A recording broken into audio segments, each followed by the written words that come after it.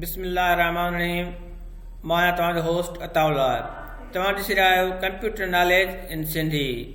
दोस्तों, अॼोके प्रोग्राम जे अंदरि पाण कंडीशनल फॉर्मेटिंग जे बारे में पढ़ंदासीं। दोस्तों, कंडीशनल फॉर्मेट मतिलबु आहे त फॉर्मेट में कंडीशन लॻे। जीअं इफ़ जी कंडीशन हूंदी आहे, अहिड़ी कंडीशन हिन फॉर्मेट में हूंदी आहे। दोस्तों, जंहिं बि असांजे चैनल खे सब्सक्राइब न कयो आहे उहो हिन चैनल खे सब्सक्राइब करे वठे त जीअं असांजा ईंदड़ ॿिया वीडियो बि तव्हां ताईं पहुची सघनि। दोस्तों, अचो त पाण अॼोके टॉपिक खे शुरू पिया कयूं।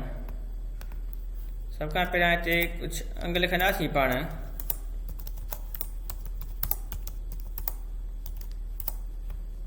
दोस्तों, हिनखे सभिनी खां पहिरियां सिलेक्ट कंदासीं। सिलेक्ट करण खां पोइ पाण होम मेन्यू जे अंदरि कंडीशनल फॉर्मेटिंग ते क्लिक कंदासीं। हिते सभ खां पहिरियां आहे highlight cell rule. Cell rule खे सेल जा कानून जेके आहिनि, रूल्स जेके आहिनि, उन्हनि खे हाईलाइट करे। कीअं हाईलाइट करे अचो पाण ॾिसूं था।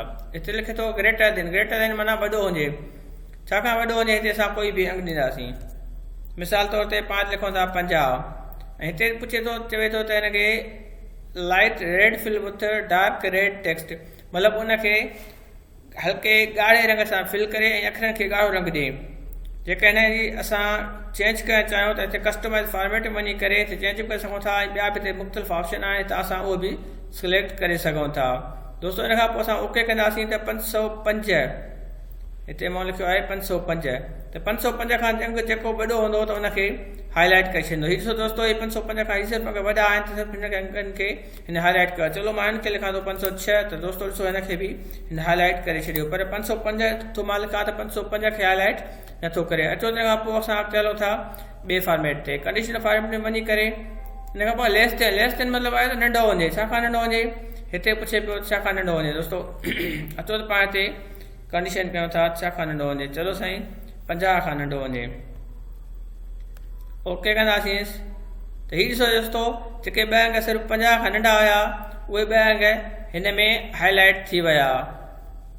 चो त पाण कोई ॿियो था हिन खां फॉर्मूला यूज़ कयूं।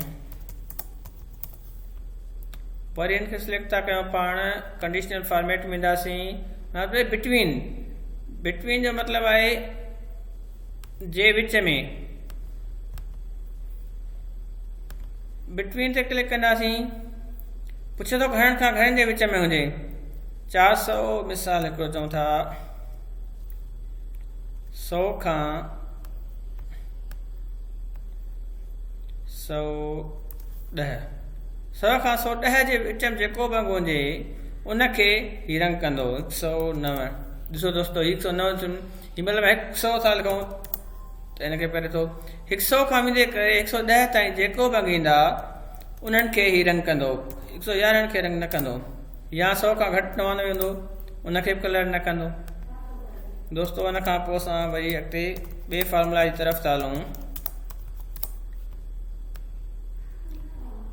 Conditional format highlight cell rule equal to. Equal to मतिलबु आहे बराबरि हुजे। जेको बराबरि हुजे, छाजे बराबरि हुजे त असां हिते कोई बि हिनखे वैल्यू ॾींदासीं। मिसाल तौर ते हिनखे मां वैल्यू थो ॾियां 50। 50 ॾेई करे ओके थो कयां। हिते जेकॾहिं 50 कोई बि वैल्यू हूंदो त उनखे हू कलर ॾींदो। हिते कोई 50 न आहे। चलो साईं, हिनखे 50 था कयूं पाण। हिनखे जे पाण 50 जो वैल्यू खे कयोसीं त ॾिसो हीअ हाईलाइट थी वियो। दोस्तों, इन खां पोइ असां अॻिते ॿिए कंहिं वैल्यू जे तरफ़ हलूं। चए थो टेक्स्ट डेट कंटेन। टेक्स्ट जेको आहे कंटेन हुजे, मतिलबु कोई टेक्स्ट जेको आहे पोइ असांजो अखर जेके आहिनि उहे कंटेन हुजनि कंहिं शइ ते। मिसाल तौर ते मां चवां पेड। पेड लिखी करे ओके थो कयां। हिते कोई बि पेड न आहे तंहिंजे करे हिनखे कलर नथो करे। पेड करे ओके कयो। मिसाल तौर ते असां हिते मुख़्तलिफ़ एम्प्लॉइज़ जा नाला लिखंदासीं। उन्हनि खे कंहिंखे पघार ॾियूं था, कंहिंजी पघार अञा रिमेनिंग आहे त पोइ असां हिते फॉर्मेट कंडीशनल फॉर्मेट इस्तेमालु कंदासीं ताकी ख़बर पए त असां कंहिंखे पघार ॾिनी आहे, कंहिंखे पघार न ॾिनी आहे। मिसाल जंहिंजे अॻियां पेड लिखियलु हूंदो, जंहिंखे पघार ॾिनी हुजे जंहिंखे पेड लिखियलु हूंदो, ऐं असां कंडीशनल फॉर्मेट इस्तेमालु कंदासीं त पेड वारे खे कलर करे त जंहिंखे पघार मिलियलु हूंदी त उहो पेड थी वेंदो। मिसाल तौर ते हिते मां लिखां थो paid unpaid. PAID paid unpaid. चलो साईं,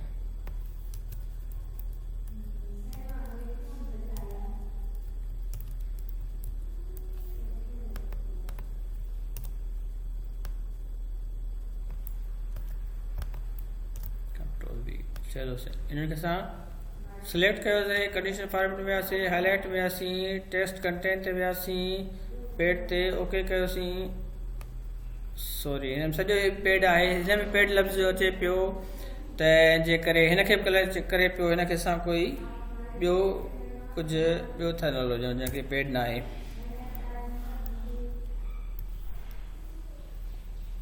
control F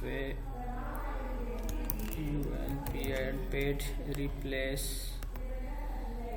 remaining REMAINING remaining replace all।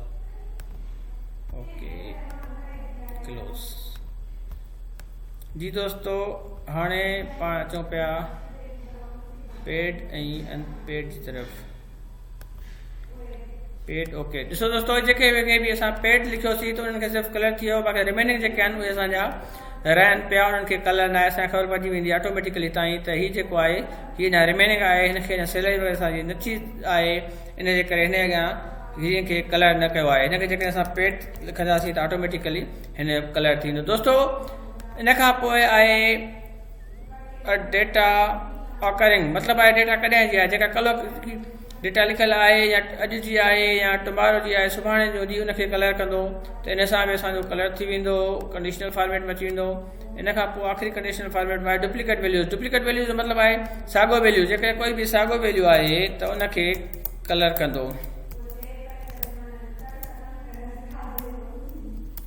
मिसाल तौर ते असां कंहिं डेटा एंट्री कयूं पिया के NIC नंबर्स वग़ैरह आहिनि ऐं NIC नंबर असां चाहियूं था त कोई बि कंहिंजो NIC नंबर जेको आहे नी कोई बि माण्हू जी एंट्री जेका आहे डुप्लीकेट न थी वञे, ॿ दफ़ा न थी वञे, उनखां बचण लाइ असां ही फॉर्मेटिंग कंडीशनल रही छॾींदासीं डुप्लीकेट वैल्यू वारो। जेकॾहिं कंहिंजो बि तव्हां NIC नंबर या कोई बि अहिड़ी शइ ॿीहर लिखंदव त ऑटोमेटिकली तव्हांखे कंप्यूटर ॿुधाईंदो त हीअ जेको आहे अॻु में एंट्री थी चुकी आहे ऐं हुनखे कलर करे छॾींदो।